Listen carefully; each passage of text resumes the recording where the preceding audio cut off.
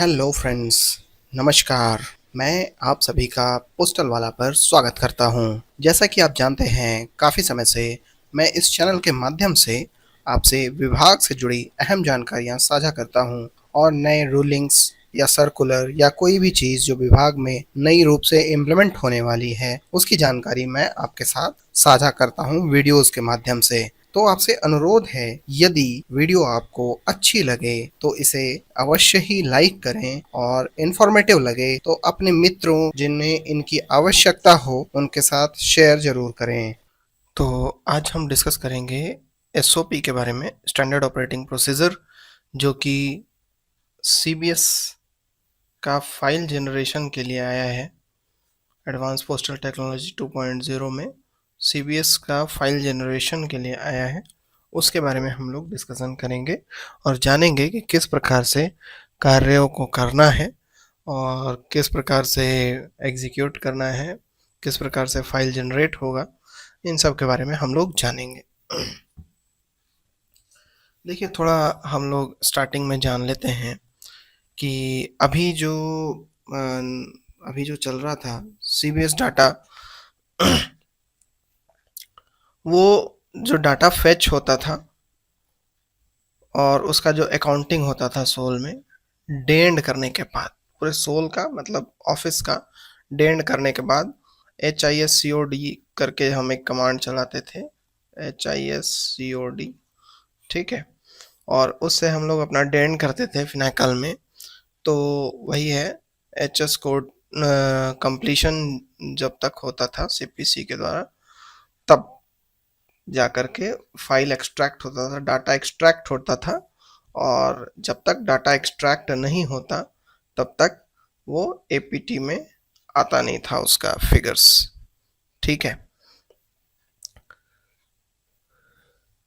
तो इसमें परेशानी तभी होती थी जब फोर्टनाइट में, मतलब 15 तारीख और 30 तारीख के आसपास, जब एजेंट्स जमा कराते हैं अपने शेड्यूल्स, तब परेशानी होती थी। बल्क लिस्ट का जो फिगर है वो आने में काफ़ी समय लगता था।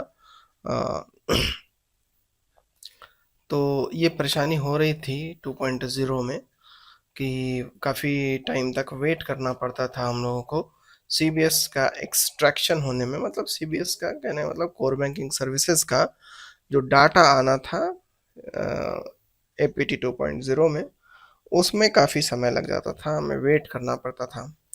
तो इस डिले को ओवरकम करने के लिए, सेम डे अकाउंटिंग हो जाए, उसके लिए जो अकाउंटिंग का प्रोसेस है उसको डीलिंक कर दिया गया है HS कोड से, और एक नया मेन्यू इम्प्लीमेंट किया गया है, CMS डे, ठीक है।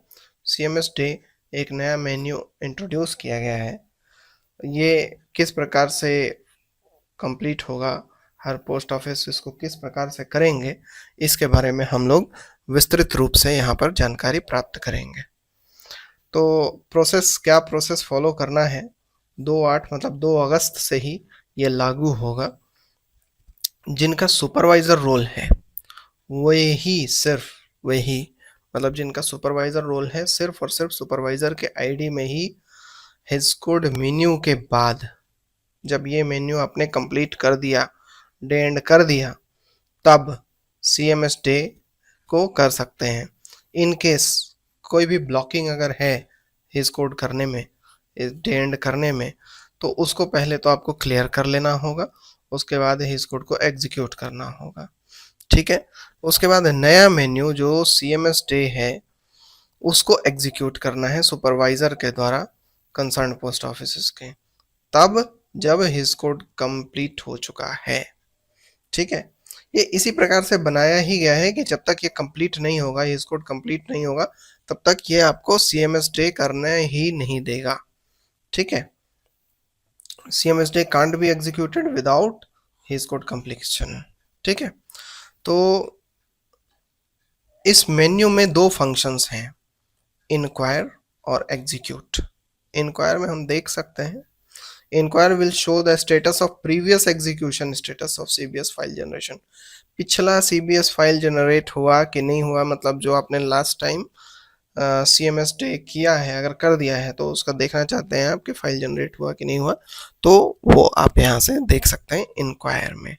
ठीक है, यहाँ पर दिखा देगा कि data extraction completed for some जो भी डेट है।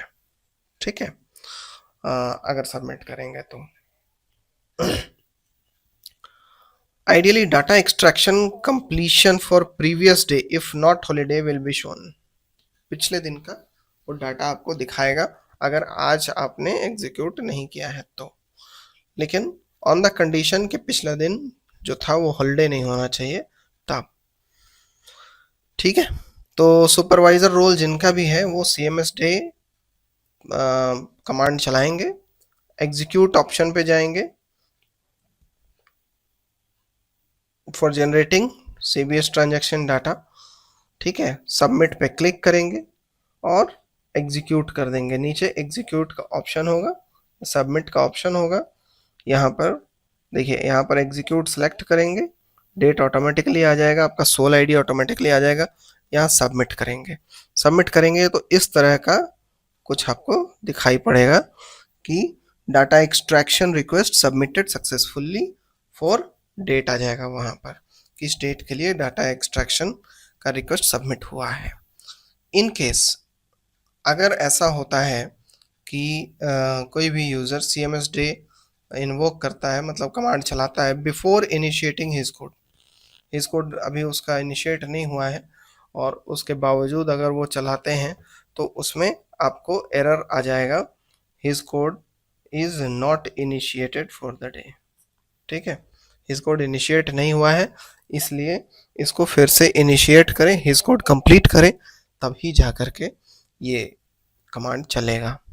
ठीक, if the user tries to execute CMS day again for the same day, अगर एक ही दिन में दोबारा कोई CMS डे चलाता है, रन करता है, तो आपको वहां पर दिखाई पड़ेगा data extraction already initiated for this date.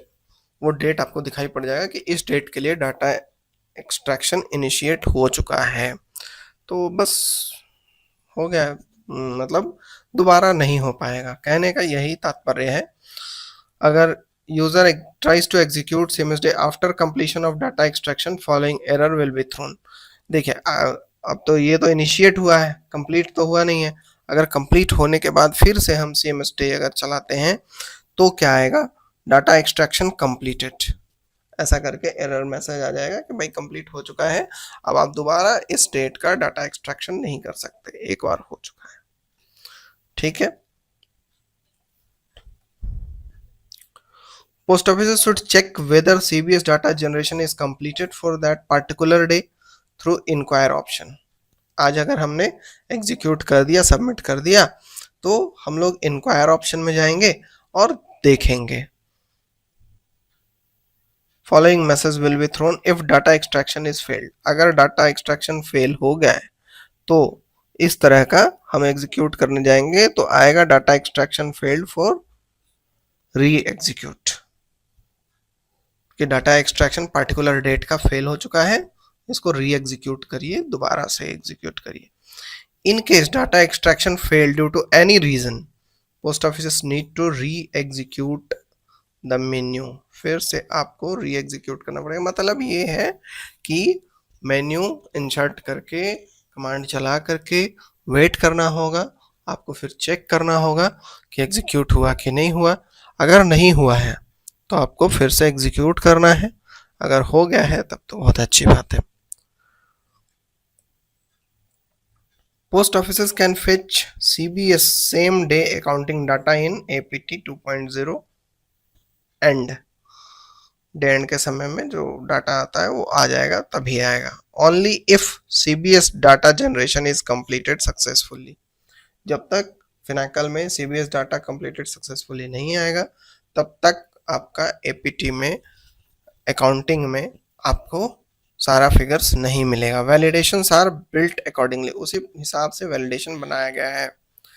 The menu can be executed only by supervisor, ये ध्यान रखिएगा, बहुत ही इंपॉर्टेंट है कि सिर्फ और सिर्फ सुपरवाइजर ही, जिनके पास सुपरवाइजर का रोल है, वही इस कमांड को चला सकते हैं। It is retreated that CBS same day accounting data will be generated only if CMS day menu is executed by concerned soul. किसी भी पोस्ट ऑफिस के द्वारा जब तक ये डाटा नहीं चलाया जाएगा, ये कमांड नहीं चलाया जाएगा, तब तक उसका अकाउंटिंग डाटा नहीं आएगा 2.0 में। This menu can be executed after his code, जो हम लोग डेंड करते हैं उसके बाद ही चलाना है। Till DC closure, DC closure होने तक चला सकते हैं आप। Menu can be executed only for current date, पिछले डेट के लिए आप ये मेन्यू एग्जीक्यूट नहीं कर सकते, करेंट डेट के लिए ही करना होगा, मतलब आज के आज खत्म करना होगा। Once this menu is executed, further cash and transfer transaction can not be invoked. उसके बाद कैश या ट्रांसफर का जो भी ट्रांजेक्शन्स होता है वो सब आप नहीं कर पाएंगे। Cash and transfer transactions will be enabled for all SOLs post DC closure, DC closure हो जाएगा तब ही कैश ट्रांजेक्शन वगैरह का आपके पास इनेबल होगा, कैश ट्रांजेक्शन वगैरह कर पाएंगे। In case if post office desire to perform cash and transfer transaction menu HOCST cash transaction के लिए और HOXFT ट्रांसफर ट्रांजेक्शन के लिए चलाया जा सकता है सुपरवाइजर रोल के द्वारा only after SOL date change. जब तक आपका डेट चेंज अगर हो चुका है फिनाकल में तो आप ये कर सकते हैं, मतलब हिज कोड कंप्लीट हो गया, आपका डाटा जनरेशन हो गया, तब आप वो सब कर सकते हैं। ठीक है। If menu is not to be, this menu is not to be executed on holidays, holiday में ये मेन्यू एग्जीक्यूट नहीं किया जा सकता, मतलब इनकेस अगर कभी हॉलीडे के दिन खोलना भी पड़ गया तो उस दिन ये मेन्यू नहीं चलाएंगे। Existing CBS same day accounting data generation batches are removed from his code, his code से वो batches हटा दिए गए हैं जिससे उसका accounting data generate होता था। अब CMS day से ही डाटा जनरेट होगा। Offices will not have any dependency on CPC his code for CBS same day accounting data generation. CPC का हिज कोड नहीं होगा तब तक डाटा नहीं आ पाएगा, इसके लिए CPC पर डिपेंडेंसी खत्म हो जाएगी हमारी, हमको डिपेंड नहीं रहना पड़ेगा। Appropriate error will be passed to APT 2.0 and if user tries to fetch data without executing CMS day, CMS day जब तक एग्जीक्यूट नहीं किए हैं तब भी अगर आप APT 2.0 में डाटा फेच करना चाहते हैं तो अप्रोप्रिएट एरर वहां पर दिखाई पड़ेगा। फिनाकल ट्राइज, फिनाकल और मेन्यू इन फिनाकल और tries fetching data during data generation in Finacle, मतलब वो डाटा जनरेशन का काम कंप्लीट नहीं हुआ है या मान लीजिए कि CMS डे आपने चलाया ही नहीं है और तब भी आप APT 2.0 में डाटा फेच करने का प्रयास कर रहे हैं तो उसी के हिसाब से वहाँ पर भी कुछ एरर आएगा, तो कंफ्यूज मत होइएगा। मतलब यही है कि CMS डे करके जो आपको नया कोड मिला है उसको प्रतिदिन चलाना बहुत ही आवश्यक है, ये बहुत इंपॉर्टेंट हो गया है। ठीक है, CSM डे।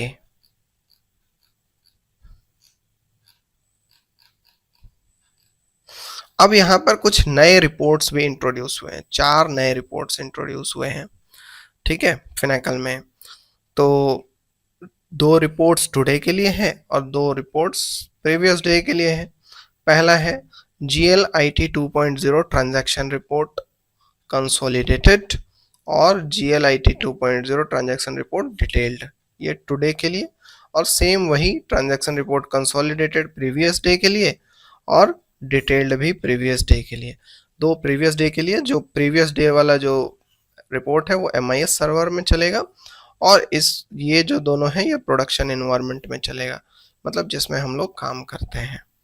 ठीक है, किस प्रकार से चलेगा, तो इनपुट फील्ड्स क्या होंगे, तो देखिए GLIT 2.0 ट्रांजैक्शन रिपोर्ट कंसोलिडेटेड में अगर हम जाते हैं तो यहाँ पर ऑप्शन आता है डेट का, सोल आईडी का, बीओ कोड और चैनल आईडी। तो ये दोनों मैंडेटरी नहीं है। मैंडेटरी फील्ड डेट है, सोल आईडी है, बीओ कोड और चैनल आईडी इसकी ज़रूरत नहीं है। डेट और सोल आईडी डाल करके आप सबमिट कर सकते हैं। ठीक है। डिटेल्ड रिपोर्ट, तो डिटेल्ड रिपोर्ट में डेट है, सोल आईडी है और जीएल सब हेड कोड है, ये मैंडेटरी है। ठीक है। Mandatory field, mandatory field, mandatory field, date, SOL ID और जीएल सब हेड कोड। ठीक है। तो यही है फिलहाल के लिए। CPRC report can be generated in Finacle MIS server. MIS server से आप CPRC रिपोर्ट जनरेट कर सकते हैं। सैम्पल कलर तो इसका कोई मतलब नहीं है क्योंकि यहाँ पर कोई अटैचमेंट दिया नहीं गया है इस PDF में, तो ऐसे लिखने का तो कोई फ़ायदा है नहीं कि ये अटैच्ड है। ये हो सकता है कि CPT ने किसी को मेल किया होगा तो वहाँ पे ये अटैचमेंट्स दिखाए गए होंगे। तो यही है फ्रेंड्स, CSM डे एक नया कमांड आया है फिनाकल में जिसके बारे में हम लोगों ने जानकारी प्राप्त करी। अगर आपको जानकारी अच्छी लगी हो तो कृपया चैनल को सब्सक्राइब करें और शेयर भी करें अपने फ्रेंड्स के साथ। Thank you, thanks for watching. जय हिंद।